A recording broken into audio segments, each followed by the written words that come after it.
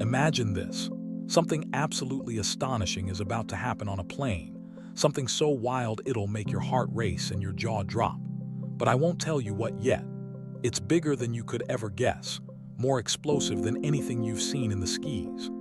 Picture a young family stepping onto a flight, their faces glowing with the kind of excitement you feel when a trip is just beginning, mixed with that bone-deep exhaustion that comes from wrangling a toddler through an airport.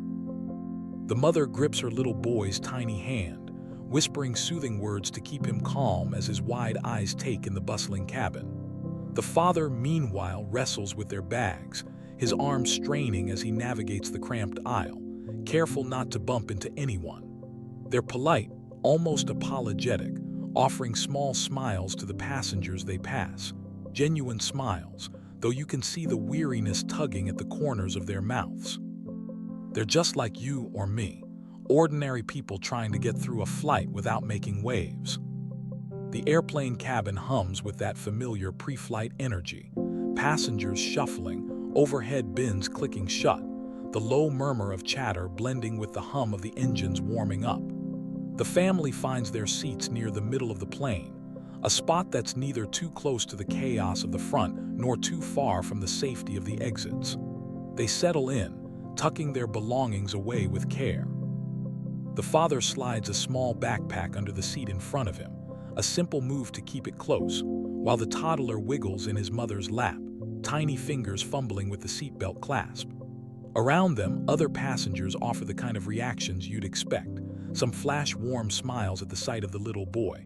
Others barely glance up from their phones or magazines, lost in their own worlds. It's a scene so normal, so routine, you could close your eyes and picture it perfectly. Nothing about this moment screams trouble. Nothing hints at the storm that's brewing just a few rows away. But then there's Julia. She's a flight attendant with sharp, focused eyes that seem to cut through the cabin like a blade. Her uniform is crisp, every button polished, every crease perfect, and her posture screams control, like she's the queen of this metal tube hurtling through the sky. She's watching the boarding process unfold, her gaze darting from passenger to passenger, taking in every detail with a precision that feels almost unsettling. There's an edge to her, a tightness in the way she carries herself, an impatience that simmers just beneath the surface. Her colleagues know it well. They've learned to tiptoe around her when she's in one of her moods, those days when her fuse is short and her temper flares like a match struck in the dark. But the passengers, they have no idea what's coming. They don't see the warning signs, the little tells that hint at the chaos she's about to unleash. Julia's eyes linger on the family as they settle in, her gaze narrowing ever so slightly when she catches the father tucking that small backpack under his seat. It's a fleeting moment, barely noticeable to anyone else, just a man making sure his stuff is secure. But to Julia, it's something more. Her expression tightens, her lips pressing into a thin line, though she doesn't say a word. Not yet. She moves on down the aisle, offering curt nods and clipped instructions to other passengers, her voice sharp enough to slice through the cabin noise. Seatbelts on, bags stowed, window shades up. It's all routine, all part of the job, until she glances back over her shoulder, her eyes locking onto the family again. Something about them has caught her attention, something no one else can see. And in that moment, a spark ignites inside her, a suspicion that's about to set the entire plane ablaze. The final passengers trickle aboard, the overhead bins slamming shut with that satisfying thud that signals the flight is nearly ready to go. The usual shuffle fills the air, seatbelts clicking, last-minute adjustments, the captain's voice crackling over the intercom with the standard pre-flight spiel. Everyone's settling in, bracing for takeoff, the tension of boarding giving way to that quiet anticipation of ascent. But Julia, she's not settling. Her sharp gaze keeps drifting back to the family, her steps slowing as she makes her way down the aisle again. She stops abruptly at their row, her presence looming like a shadow over them. The father looks up, startled, his brows knitting together in confusion. The mother pulls her son a little closer, her instincts kicking in as she senses something's off. Nearby passengers perk up, their heads turning slightly, ears straining to catch what's about to happen. Julia's voice cuts through the air, firm and unyielding, loud enough for everyone nearby to hear. "Sir," she says, her tone leaving no room for argument, "did you pick something up that didn't belong to you during boarding?" The words hang there, heavy and accusing, like a bomb dropped in the middle of the cabin. The father blinks, his mouth opening slightly as he tries to process what she's saying. "I'm sorry," he manages, his voice steady but laced with bewilderment. "What do you mean?" Julia doesn't flinch. Her stare is cold, unrelenting. "A wallet," she says flatly. "It was reported missing in the first few rows. I noticed you handling something earlier. I need to ask if you have it." The cabin shifts.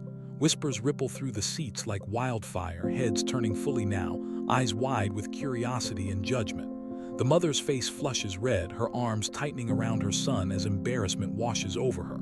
The father leans forward, his voice still calm but edged with something sharper now. "I don't have a wallet," he says, each word deliberate. "I've only touched my own bag." Julia crosses her arms, her expression hardening. "Then I'll need to take a look," she replies, her voice as cold as steel. This isn't negotiable. The tension skyrockets, the air thick with unease. Passengers shift uncomfortably, some pretending not to watch, others staring openly. The toddler starts to whimper, his small cries piercing the silence as the mother bounces him gently, her hands trembling. What started as a normal flight is about to explode into something no one could have predicted, and it's only just beginning. The plane is a pressure cooker now, the air crackling with tension as Julia stands over the family, her accusation echoing in everyone's ears. The father hesitates, his hand hovering near the backpack under his seat, his mind racing to make sense of this sudden attack. "You're welcome to look," he says cautiously, sliding the bag forward, his voice tight with frustration. "But this feels like a mistake. We didn't take anything." His words are calm, measured, but there's a fire behind them, a growing anger he's barely holding back. The mother's eyes dart between Julia and her husband, her grip on their crying toddler tightening as she murmurs soft reassurances, her voice shaking. "It's okay, sweetie," she whispers, though it's clear she's trying to convince herself as much as her son. Julia doesn't soften. "Mistakes aren't my concern," she snaps, reaching for the bag with a deliberate slowness that feels almost theatrical. Her movements are tense, calculated, like she's certain she's about to uncover some grand crime. The passengers lean in, their whispers growing louder, a low buzz of speculation spreading through the cabin. Some crane their necks, others clutch their armrests, all of them caught up in the unfolding drama. Julia unzips the bag, her fingers moving with precision, pulling out a set of headphones, a crumpled snack wrapper, a worn paperback book. She rifles through the pockets, her impatience mounting with every empty compartment. The father sits stiffly, his hands clenched into fists on his lap, his jaw tight as he watches her invade their privacy. The mother strokes her son's hair, her eyes locked on Julia, a storm of emotions brewing beneath her quiet exterior. Humiliation, fear, fury. The toddler's cries grow louder, his small body squirming as the tension in the air seeps into him. Julia doesn't flinch, doesn't even glance at him. She keeps digging, her face hardening as she finds nothing. No wallet, no proof, just the ordinary belongings of an ordinary family. Finally, she zips the bag shut with a sharp tug and steps back, a flicker of doubt flashing across her features for the first time. The father exhales, a sharp, angry breath breaking the silence. "I told you," he says, his voice steady but laced with barely contained rage. "We didn't take anything. This is embarrassing for us and for you." His words land like a slap, and the passengers murmur louder, their stares shifting from the family to Julia, a tide of judgment turning against her. Julia straightens, her jaw tightening as she refuses to back down. "I'll have to speak to the other passengers," she says flatly, brushing off his words like they mean nothing. She turns on her heel and marches toward the front of the plane, leaving the family in a bubble of awkward silence, surrounded by the weight of dozens of curious eyes. The mother leans toward her husband, her voice a strained whisper. "Why would she think it was us?" she asks, her tone trembling with disbelief. "We didn't do anything." The father shakes his head, glancing around at the staring passengers. "I don't know," he replies quietly, "but she's not letting this go." His words are heavy, a promise of more trouble to come, and the mother looks away, fighting back tears as the reality of their public shamming sinks in. Up front, Julia stops at the first row, speaking in hushed tones to another flight attendant who's been busy with pre-flight checks. The second attendant frowns, glancing back at the family, then shakes their head, clearly questioning Julia's actions. Julia gestures sharply toward the cockpit, her body language rigid, unyielding. After a moment, she turns back to face the cabin, her expression more determined than ever. She strides to the middle of the aisle and raises her voice, addressing everyone now. "If anyone here has seen a wallet that doesn't belong to them," she says, her tone loud and clipped, "now is the time to return it. This is your chance to come forward." The cabin falls silent, her words hanging like a guillotine over their heads.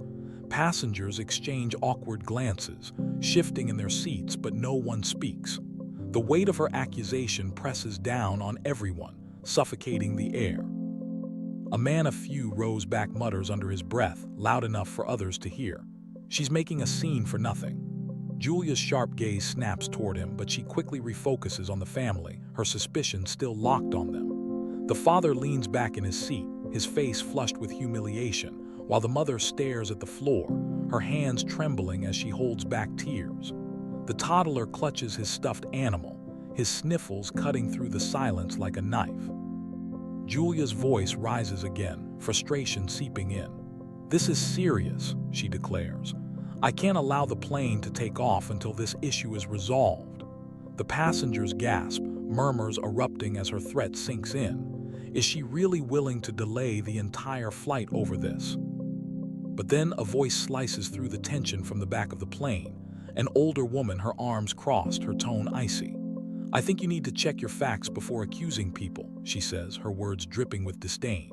Heads turn, the murmurs growing louder as passengers lean forward, eager to see what happens next. Julia hesitates, caught off guard for the first time. "What are you implying?" she asks, narrowing her eyes. The woman tilts her head, gesturing toward the galley at the front. "I saw a wallet earlier near your workstation," she says coolly. "Maybe you should check there before harassing families." The words hit like a thunderclap, and Julia freezes, her posture stiffening as doubt creeps into her mind. The cabin shifts again, anticipation replacing the tension as passengers crane their necks, whispering furiously. Julia turns slowly, her eyes scanning the galley area the woman pointed out. The family stays seated, the father fuming silently, the mother clutching their toddler, her gaze fixed on Julia's retreating figure. Julia strides toward the galley, her steps stiff but quick, her hands trembling slightly as she begins searching. She opens compartments, shifts trays, her movements growing frantic as the second flight attendant steps closer. "What are you doing?" they ask, their tone firm but calm. "Looking for the wallet," Julia snaps, barely glancing at them. "A passenger said it might be here." The second attendant frowns, clearly unimpressed. "Did you even check with the person who reported it missing?" they press. Julia freezes for a split second, waving off the question. "I'm handling it," she mutters, resuming her search. The passengers watch, breathless, as the truth inches closer, and Julia's world starts to crumble. The galley is a flurry of motion now, Julia's hands moving with a desperate urgency as she searches for the wallet that could save her from the mess she's made. The passengers are riveted, their eyes glued to her every move, a mix of anticipation and disbelief swirling in the cabin. The second flight attendant stands nearby, arms crossed, their expression a blend of frustration and quiet judgment. Julia's fingers brush against something wedged between two service trays and she pulls it out, a small black wallet, unassuming and ordinary, yet it holds the weight of everything that's happened. Her face pales, her grip tightening around it as if she could make it vanish. The second attendant leans closer, their eyes narrowing. "Is that it?" they ask, their voice sharp enough to cut through the hum of the plane. Julia doesn't answer right away. She turns the wallet over in her hands, flipping it open to check the ID inside. Her lips press into a thin line as she confirms it matches the missing item report. The reality crashes over her like a tidal wave. She was wrong, horribly wrong, and now there's no escaping it. The second attendant lets out a frustrated sigh, their words barely audible but biting. "You caused all that chaos for nothing," they mutter. "You owe those people an apology." Julia's jaw tightens, her mind racing for a way out, but the weight of the passengers' stares and her colleagues' disapproval pins her in place. She's trapped, cornered by her own actions, and for the first time, her unshakable confidence falters. Slowly, wallet in hand, she turns and begins the long walk back down the aisle toward the family. The murmurs grow louder with every step, passengers leaning forward, their whispers a roaring tide of speculation and condemnation. The father sits up straighter, his expression shifting from anger to a quiet, steely triumph. The mother, still cradling their toddler, stares at Julia with a mix of disbelief and cautious expectation, her eyes red from holding back tears. Julia stops in front of them, her posture rigid, her voice clipped and forced. "It was found near the galley," she says stiffly, holding out the wallet like it's a peace offering. "It seems there was a misunderstanding." The father's brow furrows and he lets out a humorless laugh, sharp and bitter. "A misunderstanding," he repeats, his voice rising just enough to draw more attention. "You humiliated us in front of the entire plane and now it's just a misunderstanding." Julia opens her mouth to respond, but the words die in her throat. The second flight attendant steps forward, their tone softer, more conciliatory. "We deeply regret the inconvenience this caused you," they say, glancing at Julia with a pointed look. "This shouldn't have happened and we'll make sure it's addressed properly." The mother finally speaks, her voice quiet but piercing, cutting through the noise like a blade. "You didn't just inconvenience us," she says, locking eyes with Julia. "You assumed the worst about us without even trying to think it through." Her words hang in the air, raw and unfiltered, and the passengers nod, their murmurs turning to quiet agreement. Julia shifts uncomfortably, her face flushing as the truth of the mother's accusation sinks in. The father adds, his voice firm, "We'll be speaking to the airline about this." Without waiting for a reply, Julia turns and retreats to the galley, her steps quick, her cheeks burning with embarrassment. The family sits back, visibly shaken but relieved, their ordeal finally over for now. Nearby passengers offer quiet words of support, their voices a soft balm against the sting of what's happened. "You didn't deserve that," one woman whispers. "She was out of line," another mutters. The toddler, sensing the tension easing, lets out a small giggle as he clutches his stuffed animal, a fleeting moment of innocence in the chaos. But the drama isn't done. As Julia reaches the front of the plane, the captain steps out from the cockpit doorway, his expression unreadable but his presence commanding. He's been watching, listening, taking in every detail of the commotion. "Julia," he says firmly, his voice low but carrying an unmistakable authority, "we need to talk. Now." Julia follows him toward the galley, her steps slower, the weight of the passengers' stares pressing down on her like a physical force. The murmurs in the cabin swell, a wave of sound that follows her every move. They reach the small space near the cockpit and the captain turns to face her, arms crossed, his gaze hard. "Explain to me what just happened," he demands, his tone leaving no room for excuses. Julia swallows, her usual bravado crumbling. "There was a report of a missing wallet," she begins, her voice defensive. "I acted on the information I had." The captain raises an eyebrow, his question cutting through her words like a knife. "Acted on information or acted on assumptions?" Julia's face flushes deeper, her eyes darting toward the cabin where passengers are still watching. "I was trying to ensure the wallet was found before takeoff," she insists. "I thought it was reasonable." The captain's voice sharpens, his patience thinning. "You thought it was reasonable to accuse a family with a toddler of theft in front of everyone without verifying anything."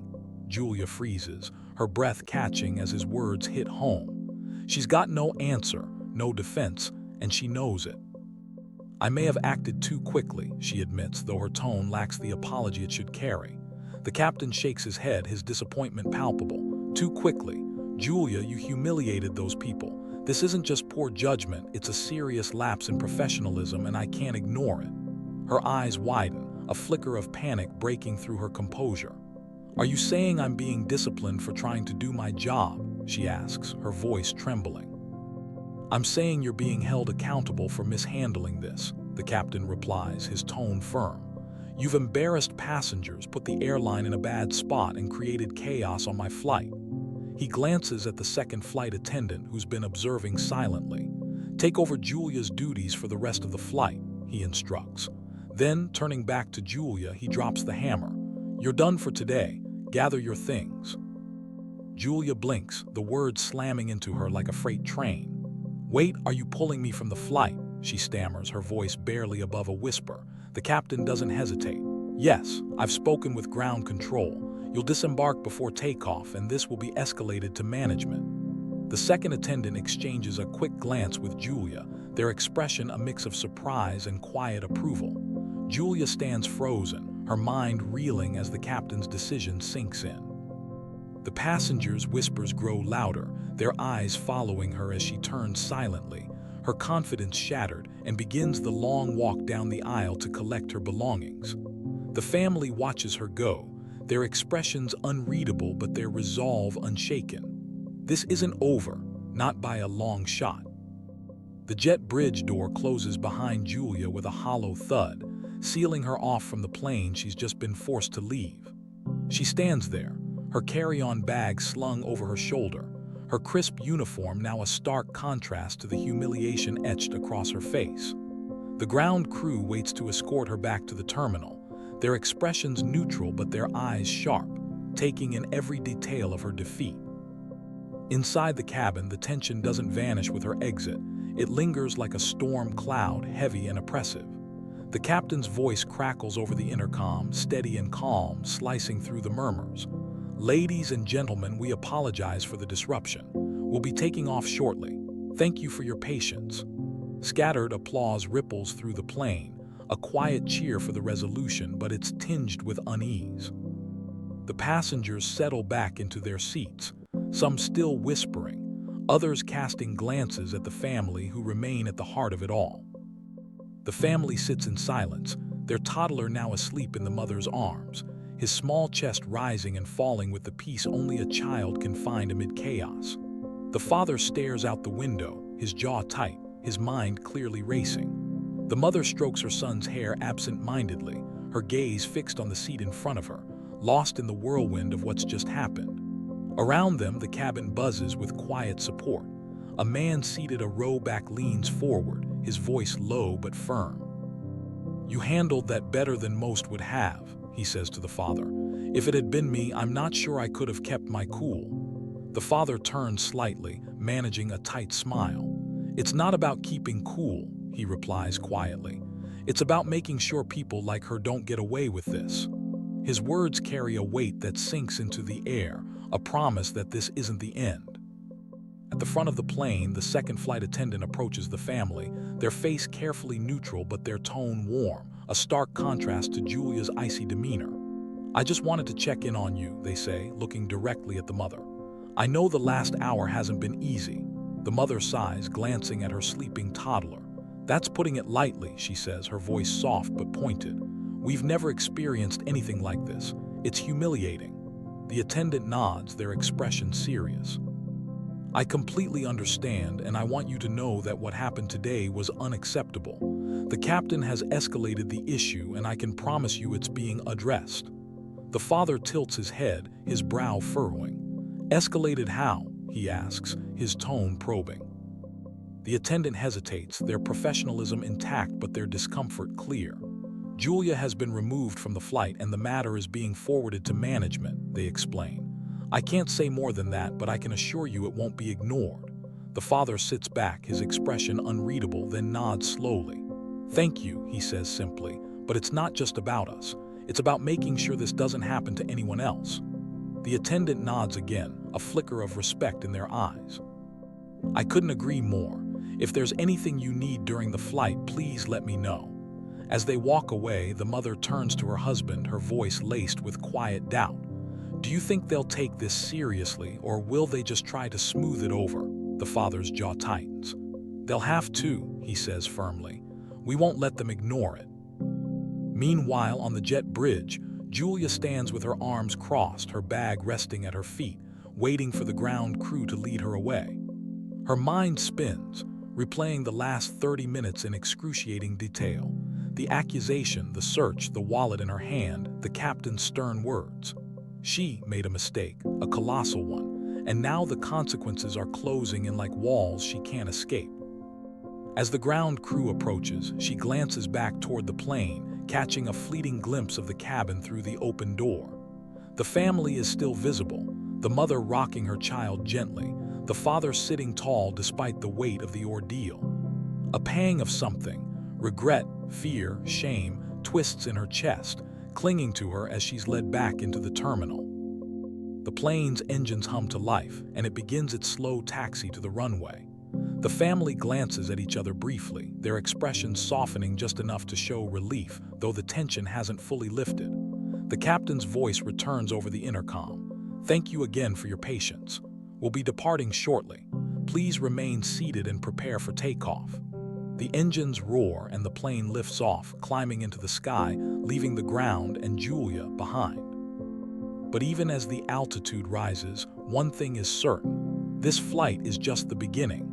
The consequences of this day are far from over, not for the family, not for Julia, and not for the airline. Back in the air, the second flight attendant speaks quietly with the captain during a lull in their duties. "What's the next step here?" they ask, keeping their voice low. The captain, still calm but visibly displeased, responds, "Management is already informed. Julia will be met by the airline's disciplinary team when we land. But this family deserves more than an apology. I'll be filing my own report as soon as we're back."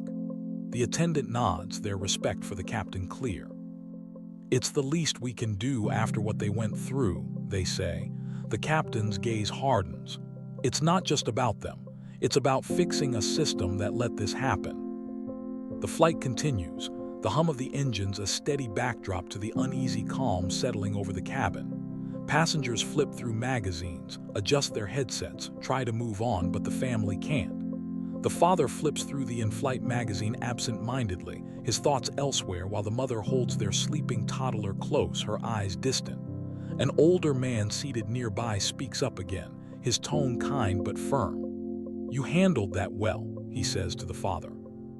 "Most people would have made a scene, but you stayed calm." The father nods slowly. "We didn't want to make it worse for ourselves," he replies quietly, "but it's not about staying calm, it's about accountability. If we don't speak up, this kind of thing keeps happening." The older man raises an eyebrow. "Are you planning to take it further?" The father meets his gaze, a steely determination in his eyes. "Absolutely. What she did wasn't just a mistake, it was targeted. We've already drafted an email to the airline and will follow up after the flight." The mother glances at her husband, her expression softening slightly. "We just want to make sure no one else has to deal with this," she adds quietly. The fight is just beginning, and they're ready to see it through. The plane cruises smoothly at altitude, but the tension clings to the cabin like a stubborn fog. The family tries to relax, but the weight of the confrontation lingers, an invisible burden pressing down on them. The father jots notes on his phone, his fingers moving quickly as he prepares for the battle ahead, while the mother stares out the window, her hand resting gently on their toddler's head as he sleeps. Passengers nearby keep casting glances their way. Some offer quiet nods of solidarity, others simply observe, still processing the drama they've witnessed. The story spreads through the cabin like wildfire, whispered from seat to seat, each retelling adding a layer of outrage or disbelief. This isn't just a flight anymore, it's a battlefield, and the family is at its center. At the front, the captain and the second flight attendant exchange hushed words near the galley. "Management will have a mess on their hands when we land," the captain says, his voice low but firm. "Julia's actions were inexcusable, but this goes beyond her. We need better training, better oversight." The attendant nods, their expression grim. "The family's not going to let this go quietly," they reply. "They shouldn't have to. What she did was personal. It wasn't just a mistake, it was an attack." The captain's jaw tightens. "Agreed. I'll make sure my report pulls no punches. This can't happen again." Their conversation is a quiet vow, a promise to push for change, but it's clear the road ahead will be rocky. Back in the terminal, Julia sits in a sterile holding area, her carry-on bag at her feet, her phone clutched in her trembling hands. She scrolls through emails, her stomach twisting as she opens a message from the airline's disciplinary department. You are required to report for an internal review regarding your conduct on Flight 331, it reads. Further actions will depend on the outcome. The words hit her like a punch. She'd known this was coming, but seeing it in black and white makes it real. Her job, her career, everything she's built, it's all teetering on the edge. She replays the moment she accused the family, the certainty she'd felt, the way it unraveled so spectacularly. For the first time, she questions herself, not just her actions, but the assumptions that drove them. Had she targeted them? Had she seen something in them? A young family, unassuming, vulnerable, that made her leap to conclusions. The thought gnaws at her, a seed of doubt she can't shake. On the plane, the second flight attendant approaches the family again, their tone careful but kind. I wanted to let you know the captain has escalated this, they say. Management will contact you directly once we land. The father nods, his expression resolute. Thank you, he says, but we'll be contacting them too. This isn't over. The attendant offers a small, understanding smile. I don't blame you. If there's anything else you need, just ask. As they walk away, the mother turns to her husband, her voice soft with uncertainty. Do you think they'll really listen to us? She asks. They'll have to, he replies firmly. We won't give them a choice. The plane hums steadily toward its destination, but the turbulence ahead isn't in the skis, it's on the ground, waiting to erupt. As the flight nears its end, the captain's voice crackles over the intercom again. Ladies and gentlemen, we'll be starting our descent shortly. Please ensure your seat belts are fastened and trays are secured. On behalf of the crew, we thank you for your patience earlier and look forward to welcoming you safely on the ground. The subtle emphasis on patience isn't lost on the passengers. It's a quiet nod to the chaos they've endured. The family exchanges a brief glance, their resolve hardening. They're waiting, bidding their time until they can take the fight to the airline's doorstep. At the destination terminal, two airline representatives stand ready, clutching official-looking folders, their faces tense as they review the captain's preliminary report. They speak in hushed tones, their words laced with urgency. This could be a public relations nightmare, one mutters. A potential lawsuit if they push it, the other adds. They're preparing to board the plane the moment it lands, knowing this won't be smoothed over with a simple apology. The stakes are high and they feel it. The family's anger, the passengers' outrage, the viral potential of the story. They're strategizing, plotting how to contain the damage, but deep down, they know this is bigger than they can control. The plane lands with a gentle thud and the usual shuffle begins. Seat belts unbuckling, bags being gathered, passengers stretching after hours in the air. The family stays seated, letting the aisles clear, their focus unwavering. A few passengers pause as they pass, offering quiet support. That was unfair what happened to you, one woman says softly. I hope you make them pay attention. The father nods, his determination unshaken. We will, he replies. The second flight attendant approaches one last time, their tone genuine. Thank you for your patience, they say. I've noted everything in our report, but if there's anything specific you want included, tell the management team waiting at the gate. The mother looks up, surprised. They're waiting for us, the attendant nods. Yes, they've been briefed. They know this is serious. The family steps off the plane and onto the jet bridge, where the two representatives wait, their expressions professional but cautious. One steps forward, extending a hand to the father. Thank you for waiting, she says, her voice measured. We're here to discuss what happened and ensure it's addressed appropriately. The father shakes her hand but doesn't smile. We're not interested in empty apologies, he says bluntly. What happened was unacceptable, and we're not letting it slide. The mother stands close behind him, their toddler resting on her shoulder, her expression quieter but no less firm. The representatives exchange a glance, then motion for the family to follow them toward a private meeting room near the gate. As they walk, the father whispers to his wife, they'll listen. They don't have a choice. The airline staff watch nervously as the family disappears down the corridor, the weight of their mistake growing heavier with every step. This isn't over. It's just the beginning of a reckoning that could shake the airline to its core. The small meeting room near the gate feels like a pressure chamber, its plain walls and stiff chairs amplifying the tension crackling in the air. The airline representatives usher the family inside, offering strained smiles that do little to mask their unease. The father takes a seat across from them, his posture rigid, his gaze unyielding, while the mother sits beside him, balancing their toddler on her lap, her expression calm but resolute. One representative, a woman with a poised demeanor and a company badge clipped to her blazer, speaks first. "Let me express our sincerest apologies for what happened on your flight," she says, her voice carefully controlled. "This kind of incident isn't representative of the standards we strive to maintain." The father leans forward, his eyes narrowing. "An apology doesn't undo the humiliation we went through," he says, his tone steady but sharp. "Your flight attendant publicly accused us of theft in front of everyone. She made my wife cry, terrified my son, and assumed we were guilty with no evidence. What part of that is close to your standards?" The woman's calm facade falters for a moment, her eyes flickering to her colleague, a younger man who jumps in quickly. "We completely understand your frustration," he says, his voice smoother but no less rehearsed. "The captain has filed a report and the flight attendant involved has been removed from duty pending a formal review." The mother, silent until now, finally speaks, her voice quiet but heavy with emotion. "That's not enough," she says, locking eyes with the representatives. "You can't just suspend her and call it a day. What she did wasn't a mistake, it was bias, plain and simple. She looked at us and decided we were guilty. What's to stop this from happening to another family?" Her words hang in the air, cutting through the room's sterile atmosphere, and the representatives shift uncomfortably, absorbing the weight of her accusation. The woman in the blazer nods slowly, her tone softening.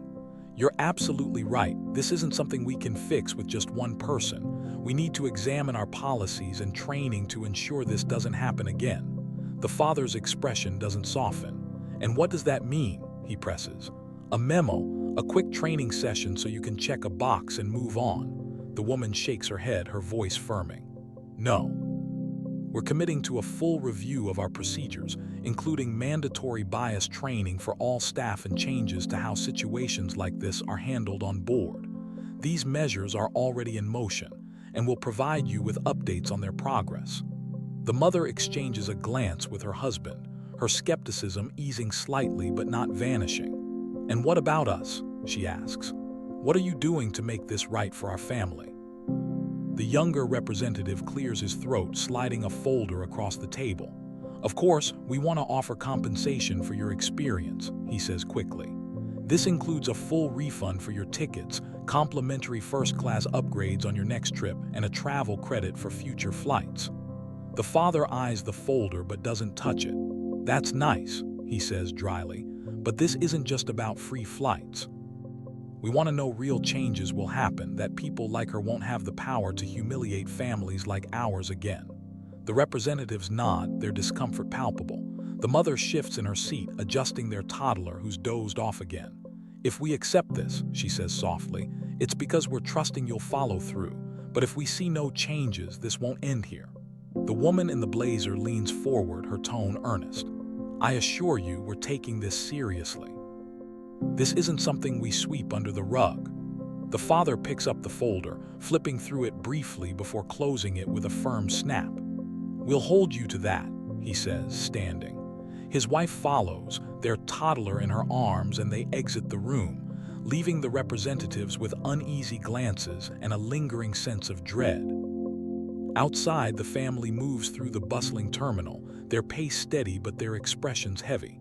The father holds the folder tightly, his arm around his wife's shoulder as she balances their sleeping child. "We're not done," he says quietly, his voice firm. "Compensation is one thing, but if they think that's enough to keep us quiet, they're wrong."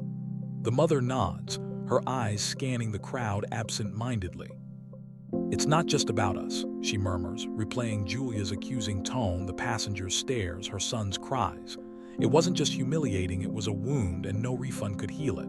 The father's phone buzzes and he pulls it out, an email from the airline, subject: "Formal follow-up regarding incident on flight 331.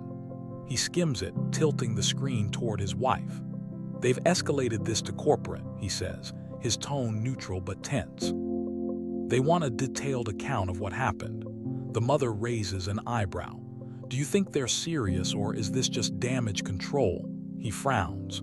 "Hard to say, but we'll give them every detail, every mistake she made, every way they failed us. They won't ignore this." At baggage claim, the toddler stirs, yawning as they wait for their luggage. "Are we going home now?" he asks softly. "Yes, sweetie," the mother murmurs, kissing his forehead. A few passengers from their flight pass by, some offering nods, others avoiding eye contact. One woman stops, her expression sympathetic. "I'm sorry for what you went through," she says. "It wasn't right." The mother smiles faintly. "Thank you," she replies, her tone weary. The father rubs his neck, exhaling. "We need to stay on this," he says, almost to himself. "They'll try to move on, but we can't let them." The mother nods. "What if they don't care? What if this is just about avoiding bad press?" He shakes his head. "If that's all they care about, we'll make sure the press hears it. They won't have a choice." Meanwhile, in a small office across the terminal, Julia sits opposite a member of the airline's disciplinary team, a tired-looking man with a serious expression. Between them lies the captain's report, detailing her every misstep. "This isn't good," the man says, flipping through the pages. "You accused passengers of theft without evidence, disrupted the flight, created a scene. Do you understand how serious this is?" Julia's lips press into a thin line, her hands folded tightly in her lap. She wants to defend herself, but the words won't come. "I was trying to resolve it quickly," she says finally, her voice weak. The man sighs, leaning forward. "That's not how it looks. It looks like you targeted a family with no justification, and now the airline dealing with the fallout." Her throat dries. "What happens now?" she asks, barely audible. "You're on administrative leave while we investigate," he replies. "We'll review passenger statements, staff accounts, the captain's report. If your actions violated policy, and it's likely, you'll face termination." Julia's chest tightens, the word termination echoing in her mind. She prided herself on efficiency, on decisiveness, but now those traits have unraveled her life. The man stands, gathering his papers. "Reflect on this," he says as he leaves. "It's not just about you, it's about how you represent this airline. Today, you didn't." Alone, Julia's thoughts spiral, the mother's tears, the father's fury, the toddler's cries. She convinced herself she was right, but now the cracks in that belief widen, and the weight of her regret settles like a stone. Back at baggage claim, the family's phone buzzes, a news alert. The father reads it, showing his wife, "Airline under fire after family publicly accused of theft mid-flight." Her eyes widen. "It's already out there," he nods. "Someone recorded it. This might get bigger than they expected." She glances at their son, now clinging to her hand. "Good," she says softly. "They need to see what happens when people don't let go." As they head for the exit, the father's hand rests on her shoulder. "We'll make sure they hear us," he says. "All of them." She nods, her determination unwavering. "They'll hear us one way or another." Days later, the story explodes online, the video going viral with thousands of shares, comments pouring in, outrage, support, demands for accountability. The family drafts their detailed account for the airline, every moment etched in stark clarity, while Julia faces her disciplinary hearing, her career hanging by a thread. The airline releases a vague statement promising a review, but the family pushes harder, refusing to let it fade. Julia, in a desperate bid for redemption, contacts them, meeting them in a quiet cafe to apologize, not as an employee but as a person. "I was wrong," she admits, tears in her eyes. "I made assumptions I had no right to make." The father listens, his tone measured. "It's not about forgiveness, it's about accountability." The mother adds, "Make sure this doesn't happen again." Julia nods, vowing to write to the airline's board, though her future remains uncertain. The family's fight grows, fueled by public support, forcing the airline to confront its failures. Julia's suspension becomes termination, her regret a bitter lesson. The airline announces sweeping changes, bias training, policy overhauls, under pressure from the family's relentless pursuit of justice. It's not just their story anymore. It's a movement, a wake-up call echoing far beyond the skis, proving that one voice, one stand can shake a system to its core. If you enjoyed this story, check out another video with an even more amazing tale. There's always something exciting waiting for you on our channel. And don't forget, more wonderful stories are coming soon. Hit the subscribe button so you won't miss out on any of our upcoming adventures.